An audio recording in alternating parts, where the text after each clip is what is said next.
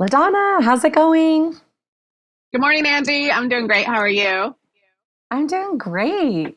I'm doing great. Happy selling. So, what's been going on in your sales week? Do you have anything exciting happen this last week? I know the weather's been a little crazy. Yeah, nothing funny to share, but we had Oh, ice storms in my county, so it pivoted everything. We're going to talk today about a really great topic that I'm really excited to learn about. But mindset is such a huge piece of what we do in sales, right? yeah. Having a strong, healthy mindset. And last week, everything changed for me because my county was completely shut down. I mean, it was like I felt like ice road truckers. Oh my gosh. Yeah, like Trying to get literally, out.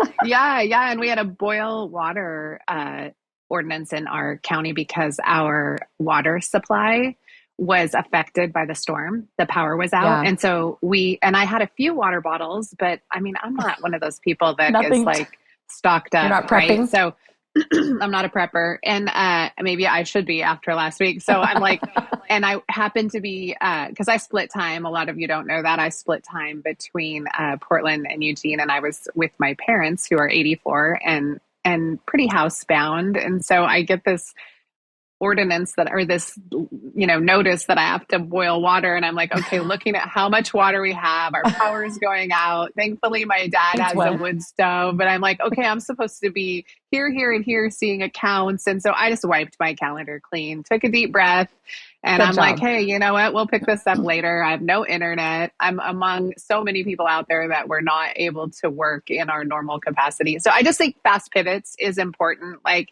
Yeah. being able to pivot quickly and then move things so that I mean, I could have been upset. I could have been stressed. I was But you laughing a pivoted. lot. We pivoted. Yeah. So mindset's so I'm important. excited. Yeah, mindset Yeah. is important. And I am so excited for today's episode. I mean, listeners, we have been planning this for a while and we're so excited. This is our very first guest speaker on the SalesSheros podcast. So, first and foremost, I'm super excited about that. But we're going to talk today about your financial future. We started this podcast off with intros, then networking, then mindset last week. And now this week, we're, talking about financial future. It's so critically important how it's all tied in. But I'm so excited to, LaDonna, you have met her before, my money management guru. This woman has been in the industry for over 20 years, Brigham Young grad, MBA holder. Like she's no joke when it comes to money as far as educating all of us women. And then she's a mom, she's a wife, like she's a sports mom. Sports moms, they're all in, always traveling on the road and stuff. And she still finds time to take care of her community, give back as well. So, let's welcome our guest today, Aimee Keeney from Northwestern Mutual, the wealth management advisor. Aimee, welcome to our Sales Shero podcast. Thank you. Thank you for having me. It's a pleasure to be here. Yes. It's really fun So to be a part of this. excited to have you support our Sales Shero. So, first of all, thank you for helping LaDonna and I with our project of what we're trying to do here. We appreciate that. You're very welcome. It's fun to be here. And I think, too, just, the concept of talking about mindset and where you guys were last week with mindset and how much it connects in with our emotional stability and where we are and where we want to be. I think a lot of people don't give it the attention it needs. So I'm excited to Yeah. be here. Yeah, agreed. I'm really excited. I mean, I'm 52. I'm a grandma and a mom, and my husband and I manage the caregiving of my parents. And so this topic is really, I mean, it's something that I've been reading a lot about the topic of like money mindset, like letting go of the lack Right. thinking around money. And then I also have had a couple of girlfriends over the last, it's been a little bit since this happened, but two of my closest girlfriends lost their husbands, right? Like very close together, one Mm-hmm. from a tragic accident and then one from cancer. And so it made me think differently also about my preparedness as far as Mm-hmm. my financial future. And then also helping manage the care of my 84-year-old parents. My husband and I are responsible for their care. We're responsible now for their money because we're paying for their caregiving and then supplementing that with our time. And and thinking that how in thinking about where that money is and how prepared they were to be able to care for themselves, although their investments are strong, it doesn't go very far when you look at hiring help to come into a home. So this is multifaceted for me because I also took 4 years off to care for my parents. And so there was a loss of 4 years of income for me. So I have like makeup to do. I'm back part-time in the home that I grew up in. And as much as I love my parents, they're wonderful people. I mean, they think in poverty mindset, Right. even though they have the resources. I mean, the things that come out of their mouth as I've kind of retrained myself, I'm like, oh, I don't say that around my grandchildren. Like, but this, I mean, we are always, right, as women, we can always be evolving and learning. And I am just kind of scratching the surface of making sure that I'm well, and I'm late in the game, I feel like. So it's like, I can't wait to learn from you about the things that I can do to kind of accelerate getting myself in order over the next 5 to 10 years. So thank you for being here. Thank you. And you know what I want to say too, just to kind of connect with what you're just saying, I think it's really important that we understand, as a general rule, 75% of caregivers are women. So we are already spending a tremendous amount of time trying to get that time built into our careers so that we can care for somebody. So whether it's a child, whether it's someone with special needs, whether it's a parent. I mean, yes, we're in the generation now where all of my friends, we're all starting to try to figure out what's going to happen with our parents and how do we deal with these next phases of their lives. The other thing that's really interesting about that is 55% of those caregivers spend more than 6 hours a day giving care. So you think about too what that's doing to your downtime or self-care time. And many times that's not available, right? Yeah. So you're in this mode where you're trying to work, you're trying to handle your job, and then on top of that, you're trying to handle everything else inside of this caregiving world. And a lot of times it causes women to be very single focused on just what's happening in the present. How do I get through this day? How do I get through this week? Instead of being able to set or even think about long-term financial goals, it's really like I'm just trying to survive this. Right. And you don't know how long this is. And in some cases, with a lot of, clients that are dealing with children with special needs, I mean, it goes on. Yeah, that's going to be hard. So, Aimee, I'm curious to know, are you seeing, just because I know for my own experience, I kind of gave finances to the men in my life to kind of run our household and let me know if I need to participate in it. Are you finding that there is a lack of education around money when it comes to women? Because until I met you, I'm so thankful for you, but until I met you, I kind of had such a huge lack of education around that. Are you finding that that's kind of happening around there? Well, what we do find is that, unfortunately, a large percentage of, especially women that are in partnerships, defer to their partner for the financial decision. But it is, slowly changing. And what I will also say is I think it's slowly changing as we age. So as we start to get close to some of those life triggers that are going to be happening, either somebody around us passes away and then we're forced to deal with something. So, there's a percentage of people, as far as widows are concerned, that are struggling with this specific, difficulty. And then you have women that are getting a divorce. So they're all of a sudden in a situation where they don't have a partner anymore who's making those financial decisions. And that's just where we continue to see the importance of really forcing ourselves to lean into the concept and the discomfort of how do I build something that goes beyond what my current financial situation looks, which might seem very bleak. How do I build more into what I really don't know that I, even can handle right now? So yeah, it is there. And many women, one of my first questions is, do you know where your money's at? Mm-hmm. Do you know? Do you even know what investments it's in? Do you understand the investments that it's in? Is that something that you want to continue in that way? Or is it, like, does that feel comfortable to you to not know what's happening? So I think first and foremost, we have to choose to find out, right? We have to choose to figure this out. What is happening with your money?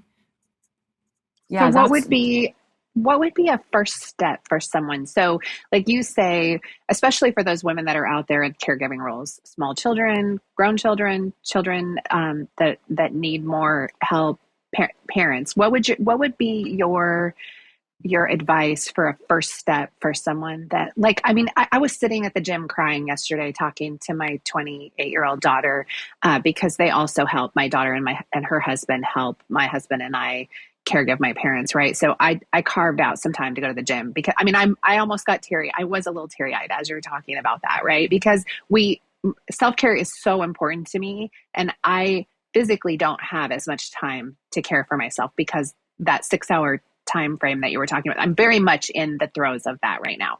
So we created a group calendar as a family last night based on a conversation I had yesterday with my daughter as I'm sitting at the gym crying because she's like, we have to have a better plan for who's going to fill in for time so that I can get my gym time done. You can get your gym time done, or whatever that is for you out there, right? Like maybe that's the meditation. Maybe that's sitting by the river. Maybe that's just sitting in your own room reading a book. So what would be like your first advice, like just a bit of advice for what's a first step for us when you say choose to make a choice, like make a choice about where your money is? What's kind of a first, like a baby step that we can implement that would be helpful for us to like figure that out? Like, so I have to say, in all of the time that I've been in financial services, I started in banking and then I moved over to investment banking and investment services.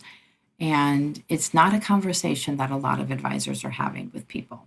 They're not clients, let alone women. They're not having enough of a conversation about what risk protection do you have in place, or what do you have to pull from if something happens that becomes basically a hurdle to your financial plan.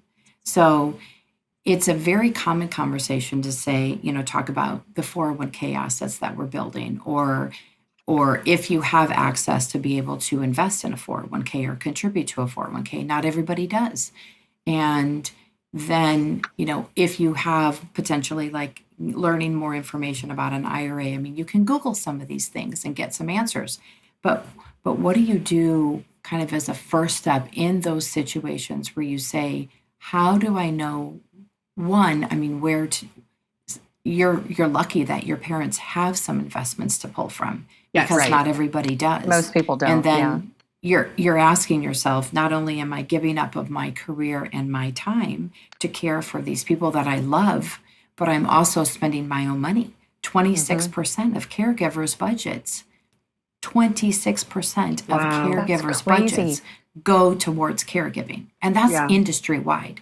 So this is numbers that we can pull from the long-term care industry. And we start to see, this might not be something that resonates with everybody on your podcast now, but it's going to at some point of their life. At some point, yeah. And I think that's a great point that you made up, because understanding where your money is at is really going to, for me, at least with me, it helped me understand my weak spots and my gaps. That was one thing that you have been really helping me with, so that over time I can work to fill the gaps. I'm not going to do it all right now, right? And get everything achieved today that I want to achieve, but at least I'm getting more educated with what I need to do today. And the first step starts with just understanding that. And the first step starts with understanding that. So I would definitely say number one goal is to understand your cash flow. And that needs to be a conversation that you're willing to have with your partner and potentially willing to have with your family. So if you're caregiving and you're sharing that load with brothers or sisters or children, then you are having a conversation with all of the parties involved to say, this is where we're at. This is what I'm able to give. This is what somebody else is able to give. How do we combine our resources and make this as positive and as an experience as we can? We love them. We want their end of life or their experience or their quality of life, if it's a child, right, to be as good as possible. Right. And there's a lot of resources out there to make that happen.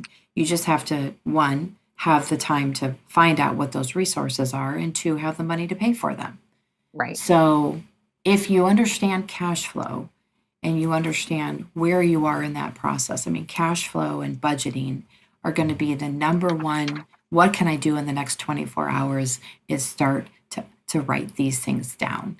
And I'm not going to tell you you have to go to envelopes where you're putting money in and all you do is have the I've seen envelopes that. that you can, that you can But then spend on occasionally I'm for like, food. but I need to pull from this one because I need it over here. So it doesn't really help too much. Some people it might help. So, but My yeah, the oldest envelope daughter thing. does that process, the The envelope. envelopes. Yeah. Oh, yeah. Mhm. She did. She retrained herself a few years ago with that. She doesn't Good always rely job. on that now, but yeah, she did some.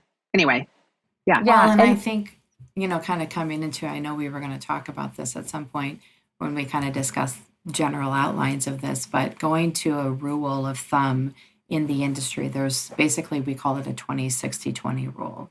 And so 20, kind of allocating 20% of your pay towards savings. We'll kind of get to talk about that later, and maybe even another episode if we delve into financial, really kind of what the strategies are or options that people have available to them. But just kind of generally understanding, if you're putting yourself in a position where you're saying 20% of my pay needs to be going to savings, and that's building emergency funds if you don't have it, building towards retirement if you have the chance to contribute to a 401k, and if you don't, then we're trying to build in some sort of retirement savings for you. And that also can mean, and this is where you pull from those other envelopes, Angie, but you're talking about, okay, I want to buy a house, or Right. I need to, allocate, if it is really 26% of your budget. So what is where is that going to come from in the short term? How am I going to pull from another kind of envelope or bucket in that amount of money or the revenue that's coming into your right. house monthly? So really trying to get a feel for what that looks like and how comfortable that, you're starting to think about, okay, what are the emotions attached to this? Mhm. Because, then you start to live, LaDonna, you talked about that scarcity. You start to Yes. live in that fight or Right. flight emotion, and it's traumatizing. And It is. sometimes it's completely like you're incapable of even making a decision because it doesn't seem possible that you're going to be able to pull that money from somewhere, Yeah. and The emotional or side is give crazy. up. hmm And Yeah. that affects then who you are and how you show up to your clients and to your Mhm. customers. And that's the hard part. In sales, we have to always be on cue and on target. Doesn't matter what's happening in our personal lives. And I think you guys, Mhm. you ladies are doing a great job of trying to break that open a little bit and try to identify what are some of these markers and how do we overcome some of these, kind of triggers that are in our lives to be able to turn it around and make it into a positive experience in spite of the difficulty that's happening on the inside. And I don't mean cover it up, because I Right. think if you cover it up too long, obviously that's statistically, we see that in women a lot, in that they don't have the ability to look at the long-term goals Right. enough. They're so consumed in the short term What's going on because today? they're the ones that are taking over most of what's happening in the short Yeah. term. And you brought up a good point too, because when money is very emotional, and the triggers that are around money. And I know, LaDonna, we've talked about triggers around the financial triggers for years. And it's Yeah. interesting because it does start with how you're raised, right? So if I'm raised, I have a pretty good family, but we don't have a lot of money. So there's that scarcity mode of like, well, I've got to get it. Anytime you get a little bit of money, you're like, but I just want to buy something because I never get to buy something. And the next thing you know, you have no money for the things that you really need money for. So me learning, at 51 years old, relearning my money habits and my money mindset. It's been a little bit challenging to retrain my brain, but I'm starting to see the light at the end of the tunnel and going, oh my gosh, there's things that are possible for me that I never thought would be possible for me financially if I just long term stay the course. You've got to stay the course. And so I think, we can talk about some triggers around money and just kind of how that comes to play for everybody. I mean, Aimee, you're in the financial industry. So have you, did you have some money triggers going on? I know with the market, that's very triggering. When the market's up and the market's down, we tend to Well, panic as and well. yeah, we have a funny kind of flow chart that talks about this. And if you look at it with emojis, everybody's happy, happy, happy when the market's going up, and everybody's like blowing, and mind is blowing, heads coming off when the market's going down. And I mean, obviously, to your point, the most important thing that we can do is be involved, understand what's happening. If you can, have somebody to talk to or look at, you're looking at this as a long-term goal. And that's really hard because we tend as women to get caught up in in what's happening in the short term. And so the triggers that are happening inside the market tend to affect us more.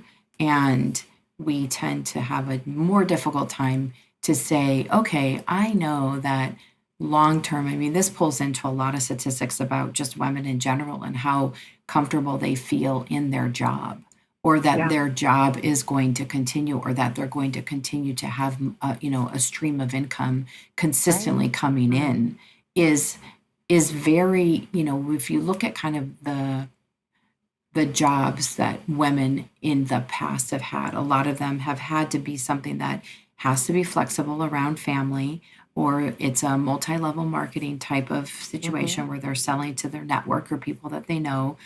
And so it's a very up and down, it's not a consistent income coming in to start with. And so you take that and you try to get us as women to say, okay, we need to have confidence that the money that we're putting in this retirement account that we can't access until we're 59 and a half isn't gonna, we're not gonna have to pull it out with penalties and taxes because the water heater breaks.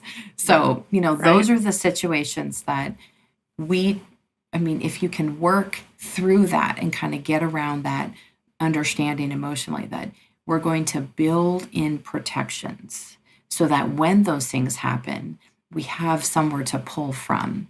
So there's emergency savings, there's accumulated cash, there's non-market related investments. So we're talking about what can you do that is going to help build your financial portfolio and make sure that not all of it is integrated with all of this market risk. So you don't want to be looking at it and saying, if the markets go down, I'm going to be, my head's going to blow off, right?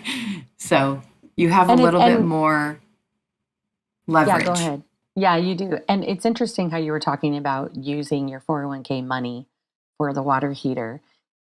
My lack of education from the financial perspective, nobody really advised me or shared with me, don't touch your 401k money.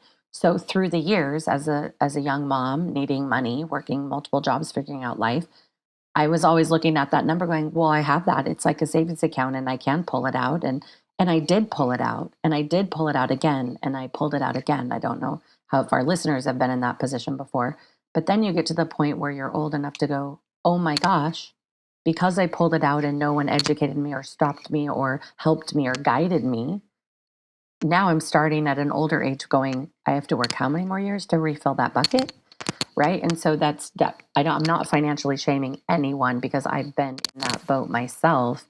But I think that's more of the reason why I was excited to have you on is just the education that people can glean from having a money conversation. It doesn't have to, money is so scary to talk about with people.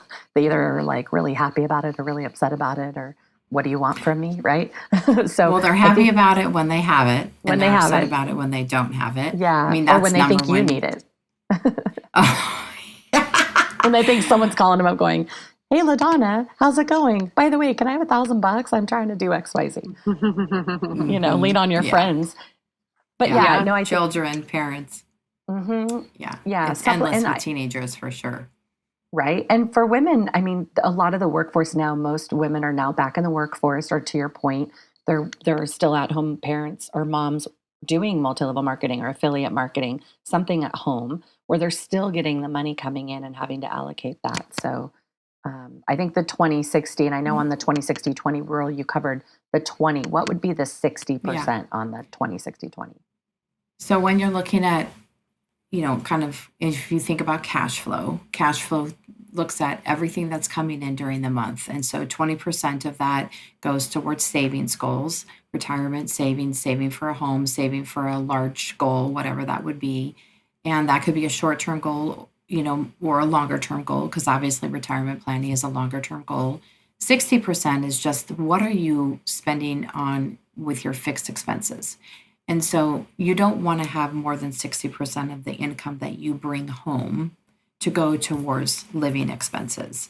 And that really is going to be your mortgage or your rent, your utilities, your car payment, the things that aren't going to change. And then some, the other 20% is discretionary. So it can be looked at as what are the fun things that you can do? How can you build in self-care? How can you build in discretionary, spending that you decide you want to have, but understanding that in the short term, some of that 20% might need to fund some of those other buckets until you get in more balance. But it does help you to be able to emotionally look at that and say, wait a minute, she's telling me 60, I shouldn't be spending 60, more than 60%. And I can look right here and I can see that all of these fixed expenses are 72% of what I bring home. Okay, how am I going to ever fund retirement or take care of yourself or feel like you aren't in that, fight or flight, emotional, kind of paradox if you don't have more to work with than that? And so that's where we kind of go in and we really get granular in how to create a budget and look at what you are spending money on. And that's, it gives you the information that you need so that potentially you can look at it and say, okay, do I need to buy this new? Can I buy it used? Can I adjust what I'm doing as far as my living expenses? And I know, we did that. Mm-hmm.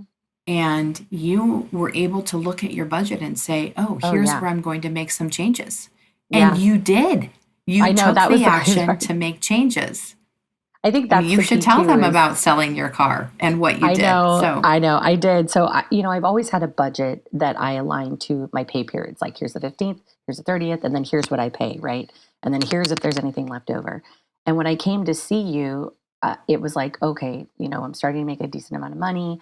I'm supplementing a couple different households, but there has to be, I'm not doing anything for me. I'm not for my future. And when we started talking, I didn't have an amazing car. Everyone, I had an Audi, but it was something that I worked so hard to get because I never did that on my own before. So the car itself wasn't just a car. It was the fact that I could go do that on my own at that level. And so I just had a lot of value and appreciation and gratitude around that task. And so after having it for a couple of years and coming to see you, it was like, okay, but you're not taking clients out anymore. So you don't have to pick people up in this really nice car, which is kind of the original reason to get it. You have these other goals. And you ask the question, are you open to maybe changing your car for a different car that's less expensive? And I sat there and processed it. It took me a few days to kind of figure it out and be like, well, I guess I could. And I talked it out with LaDonna and other friends of like, I guess I could get rid of her. Carlita, she's my life, right? Everything I work towards, like my status symbol. Some people have Nikes or Louis Vuitton bags or whatever. I had that car. And I think when I made that decision that my end goals are bigger than what I'm doing today, like where I want to go and do financially for myself and my family and generational wealth is more than just that car I'm driving every day to the grocery store. So I did. I got rid of the car and I found a less expensive car. And in a matter of 45 days, I think you ended up saving me about $500 a month. And then we were able to allocate that 500 to something else, right? So that was scary Powerful. to do. Yeah. But I also trusted myself and I trusted what you were telling me. I am not a financial wealth manager. Therefore, I don't know much about that. So I'm going to trust the advice of the people I network with in what they do. This is what you do. Why would I question what you're doing? when this is what you day in and day out focus on. Yeah, And to that, I would say it really is important for women to sometimes audit what they're doing and, make sure that there are some protections put in place because, we haven't even broached the subject of what's going to happen if you get disabled at work. And, one of the questions I ask women all the time is, what is your greatest asset? Many, many, many people, men and women, say their home. And I'm like, no, it's not your home. It's your ability to make money. It's your income. That's your greatest asset you will ever have is your ability to make income.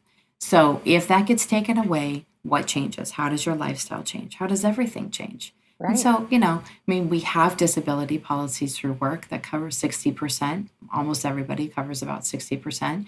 That's taxable. So you're going to be living on 45% of what you make. And in sales, it goes to another level of you're potentially going to have 45% of your base salary.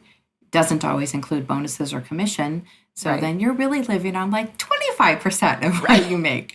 So, think about not having the opportunity to prepare and, take care of your future self. This is one of the things that happens. And so it's just part of the education process that if you can find a partner, if you align with somebody who understands what you're truly trying to do, and that it's not just I'm going to go see someone and they're going to make me feel bad, or they're going to tell me I didn't do well, and they're going to make me feel like I never had enough. I'm never going to get there, and all I'm going to see is red on a computer screen of the graph that is showing me I can't ever retire. That is not fun. Nobody wants to see that or talk to that. Yeah. So it's like, let's start simple, and let's start with the things you can do and you can accomplish. And when we're talking, with female professionals that make really good money and are saving in a lot of places, they still have cash flow issues because we tend to connect the emotional triggers of what our needs are with how we are spending our money. And it's learning to let some of that go and to realign what are we doing outside of ourselves that could potentially be giving out to the community or to others that would get us off of that like hamster wheel, where we're always feeling like I'm placating how I feel, or I've worked so hard and now I'm going to go buy myself this. And that is just this endless, there's never going to be enough thises. Right? You're never going to be able to buy enough Louis Vuitton bags. I guarantee you, they're going to change them every year. They do it on purpose. You're going to need a new one every year. Whatever your vice to buy is. Every year, Right. So, or some people need a new paddleboard or whatever every year. Yeah, and that is powerful. LaDonna, what do you think about all this? I know that we're in kind of different stages of our financial spectrums, you and I personally, but how do you think? Well, we're really in a similar space. I've tapped into 401k when I took the 4 years off. I sold a property that we had a lot of money in, and I used that to live. So, I have a lot of work to do. And one of my hesitation in talking to a professional other than the ones I've already worked with is just the fear of having to make change. Right. I know, I've done a pretty good job. I'm pretty balanced in like savings and emergency savings. But I need to cut some things to add to my retirement. And I guess it's making that sacrifice that has held me back. And then the time constraints of actually having the time to sit down and think about that rationally, right? So trusted partners, I think, is really, really important. Like I am going to, just forefront, I am going to sit down with Aimee and talk with her about what I can do a little bit differently. But I've watched Aimee work with Angie. I'm nervous. I have met with financial planners. I am a salesperson. I'm a salesperson who comes from a service heart, but not all people do. And so I just needed some reassurance of watching to make sure that, I can trust, because there's just so much information out there. Really, like when I guess that would be a question I have too, because there's so much information out there. Aimee, I trust your opinion on this subject. You are an expert at this. You come from a place of service, and I can see that. Like what would be your like going back to like money mindset and the emotional piece of money for people that think in scarcity and maybe they don't even know that they do. Like, do you have a favorite starting point for someone who's just trying to pivot and shift their relationship with money? Like, do you have any like advice, tools, books, anything in that arena that you feel like would be impactful for someone that's just maybe listening to this in a different, more open-minded way and thinking, okay, I do need to make some shifts. What's your Mhm. advice there? So, one of the best books I've read lately is a book that is called 10x is Easier Than 2x. And it Ooh, really okay. talks about, and is so Dan Sullivan and Benjamin Hardy, I think, are the authors. And I'm sure you guys can put that in the chat or whatever. Yeah, we But will. it kind of talks about if you were going to 10x your life or 10x your output or 10x your revenue or, in sales, obviously, what is it going to take to do that? And many people will say, double your efforts. And we say, I have no time to double my efforts. Like I'm already working all the time. Yeah. So it's really learning how to let some of the things go that don't bring the right output that you're seeking. And so when you're thinking about your own financial future, it's the very first thing you can think about is when you set up and create a plan and you are aware of your finances. So it's not just, oh, I'm going to sit down with someone and I'm going to turn it all over to them and I'm going to say, I don't ever have to look at this again. But when you have a joint partnership and a conversation that's ongoing with somebody and they're helping you through multiple steps in your journey, which is going to be very different than somebody else's journey. But Yeah. when you have that opportunity to do that, you're looking at that and you're saying, okay, if I want, obviously all of us can look and see what compounding interest and growth inside of an investment portfolio can do. But when you start to recognize that it can happen with just some small changes in your monthly budget and cash flow, then you're starting small and you can say, okay, I'm going to build on that. And Angie said something about that at the very beginning. Like, I can't put maybe all of these strategies in place right now, but I'm working on them one by one. And I know that eventually I'm going to get to a place where I feel more confident about money and more confident about my financial situation. Yeah. I love And that. that's the Thank you. fear. I think there's a lot of fear around money.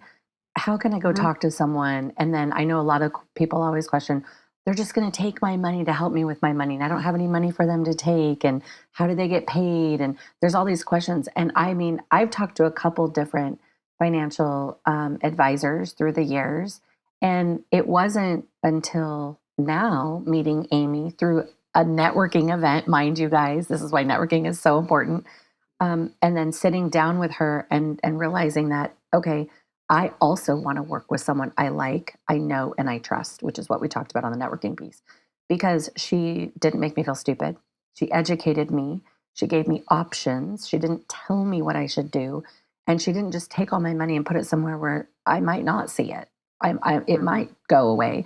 And so the value of just the information I received is a lot different than the other advisors I had. And I think that's another question I have is for our listeners that don't feel like they have enough money to warrant them to talk to a financial advisor. I mean, what advice would we want to give them? My advice would say it doesn't matter how much money you have, start now. Just it doesn't hurt to talk to someone. You're not Mhm. signing up, you're not committing, you're not contracting out anything. What are your ladies' thoughts on that for the people that are hesitant to just go, I make minimum And wage. Why would I everybody want to works talk to anyone? differently, and I Yeah. think sometimes you can work with there are financial advisors or financial planners that will charge for the specific plan that you're having built. And some people really like that. They want to just know that I can pay a certain fee and I'm going to be able to do whatever I want or keep doing what I'm doing, but I have someone that's giving me a second opinion or a second set of eyes on this and they're auditing what I have in place and that makes sense to them.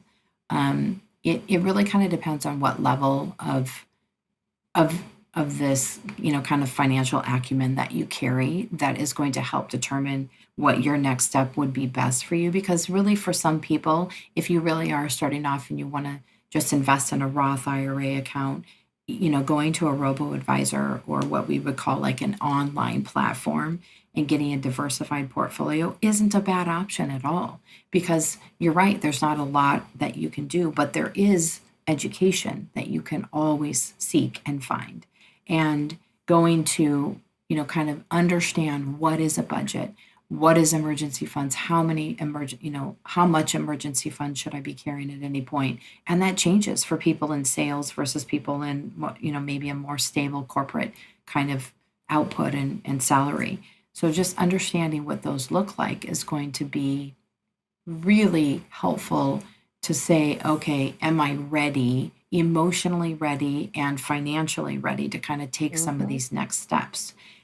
And, I think if you think about, not only are you taking care of your future self, if you start to build a plan and start to understand what a plan is, but you're also taking care of the ones you care about and love as well. So kind of winding this all back around to LaDonna, if she is taking ownership for her finances, she's going to know exactly what she has access to. She's also going to know exactly what she needs to be able to continue reaching her financial goals of retirement and what that income distribution is going to look like. The other piece of what becomes, sorry, I'm losing my earpods. Can you tell? That's okay. They're so tiny. They're so tiny. What becomes so imperative during that phase too is to be able to say, I am going to, kind of look at this from a perspective of abundance. And I am going to change my mindset from I can't find a way to pay for this every month to I'm going to find a way to pay for this every month. Yes. And so at some point, there's in the corporate world, we, have always kind of said, fake it till you make it, get into those, take the risk. Women tend to not take risks when it comes to career advancement and asking for jobs, opportunities, and, different projects and more money. I mean, we struggle in so many ways. We have to know so much before we want to take that next step in our careers. And it's coming from that feeling of abundance. And I think that ties into this networking piece. When you know what's around you and when you have people to leverage off of and you have resources and professionals and experts in different areas that you can turn to, then you can just have those conversations. So if you haven't gotten out and you don't know who's in your community, you don't know what, that's a piece of like giving back.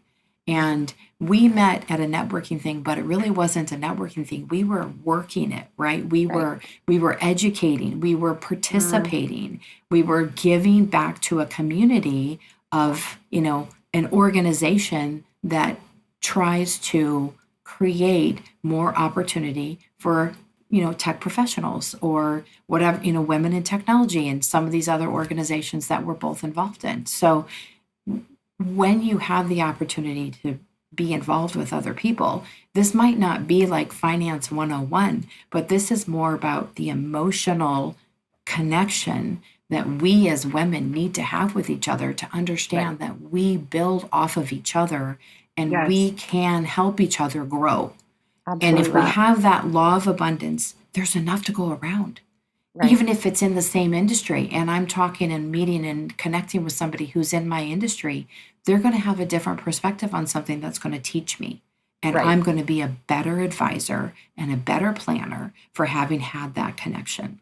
Yeah, that's awesome. And we talked about that a little bit too on networking about running from your competitors. We should be running to our competitors because you can learn so much information from them. And in turn, you can share like, I'm not afraid. If I'm good at what I do, I don't have to be as worried as the person I'm competing with to come in as alongside me. If I'm doing my job with integrity, ethically, and getting in. At the end of the day, it's the customer's ultimate decision.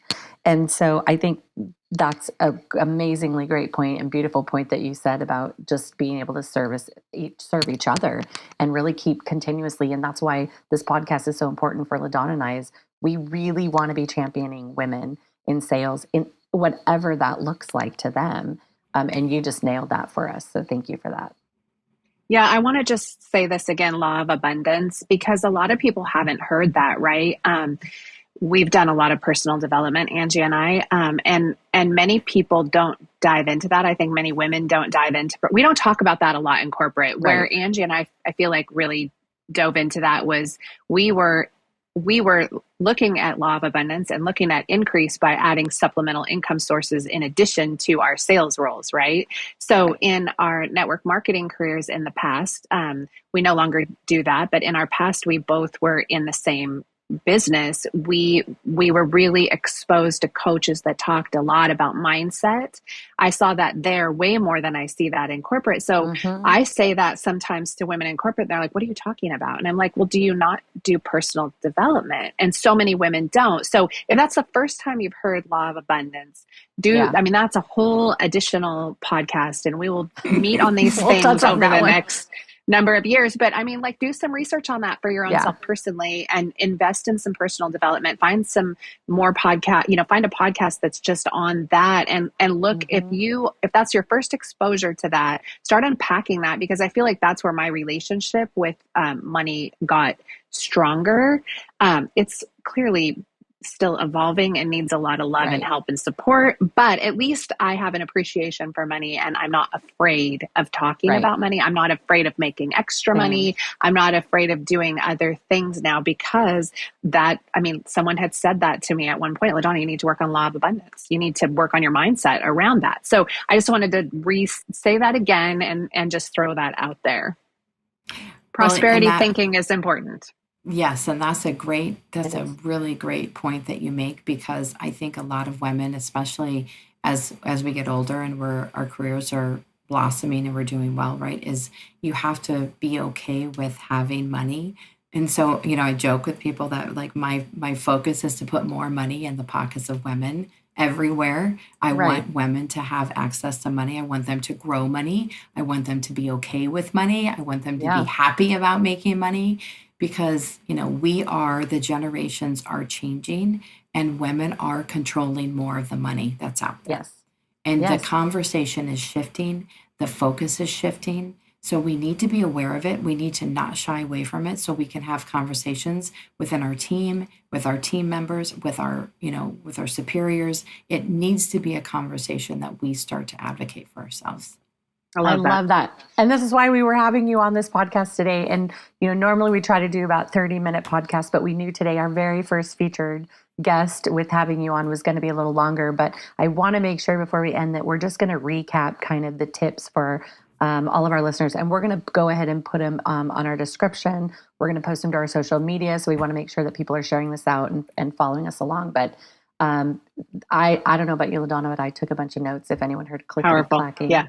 On this, I'm trying to type up. Anytime we get Aimee's ear, it's like, how much more advice can we get from her? So, all right. So let's go through the tips so that people can start kind of looking at their financial plan. So step number one that I took away was people just need to make the choice to get started, to just by even start by talking to someone. What do you guys think? Yeah, I agree. Number one is step. You've got to choose action. Yeah, action first. Yeah, and with action, you'll see results. Number two, I had down, know your current budget. You brought up understanding cash flow needs, your needs versus your wants. Hence my car. It was a want. It wasn't a need. And so that was a real important thing as well. And that's a step down the path. It took us a while to get to that, but initially just starting to even just keep track of what your budget is. For a lot of women, that's scary. It's like, no, I don't really want to know that. I don't want to know what I'm spending in that area. Right. And especially how much prices are going up, right? We're in an election year. The economy is still crazy. We still have inflation. So yeah, it's important. And I think that's when it comes down, when you're on step two on your current budget, is also writing down your goals. And to your point, LaDonna, earlier, what sacrifices need to be made around that? Is it time? Is it effort? Is it money? And just having that in front of you to say, okay, is this something I can do, or do I want to do, or can I put action towards that? So yeah, that's a good one. And then the third one I only had 4, but was building in protections. I know You had a great analogy around the building of a house, Aimee, if you want to share that around like the architect mindset. Well, I mean, I talk about, when an architect's going in and they're creating plans to build a building, they're going to go in and they're going to add in, the cement has to be so thick and the foundations and all this extra cost. I mean, 40% of the cost of a building is just in what's underneath the ground. And it's all because it's protecting what's built up.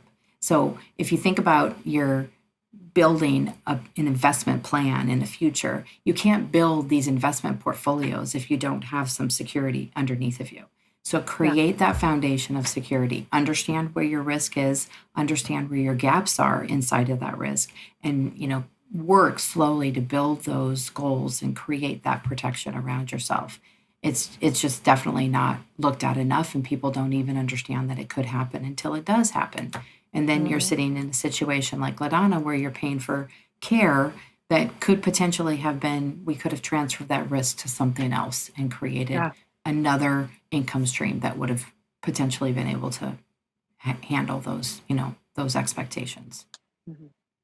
Yeah, that's true. And the last tip I had is the 20-60-20 rule. I think that is that might have even almost should have been the one or first or second tip, but the 20-60-20. It could be the only thing you remember, right? It's the start is understanding what is going towards each of those pieces of your life and what your cash flow looks like. That's going to help you build a budget. That's going to also help you align better inside of that budget to be able to say, okay, I can do this, or no, this doesn't work. It's not, I'm spending too much in this area. Yeah, exactly. LaDonna, is there anything else you want to make sure to touch on her today? I know again, the financial topic, this is why it was exciting to have her on, because we know we're going to have more of these conversations around money. But I love it. Anything else you want to add to her? No, I just want to say thank you. Thank you, Aimee, for taking the time. It's really important. I'm excited to see you tomorrow for lunch. And thank you. Thank you, Angie, for introducing us. Yeah. Huge value. It's a huge value. Yeah. We'll share this out. So everyone stay focused on the SalesSheros podcast. Like we mentioned before, follow us, share this out. We're growing. It's exciting. We're going to post all of Aimee's contact details in our social media pages on Instagram, as well as on the podcast on Spotify. So make sure to reach out to her if you have any questions or guidance. And you don't have to live in Oregon. We all work via email. And I know that she can get you connected, maybe, or at least a direction in wherever you're at. So we're not here confined to the state of Oregon. So, well, thank you, ladies, so much. I'm excited to see you guys for lunch tomorrow. So, SalesSheros, move on. Right. Thank you for having me. It's been a pleasure. Thanks, team.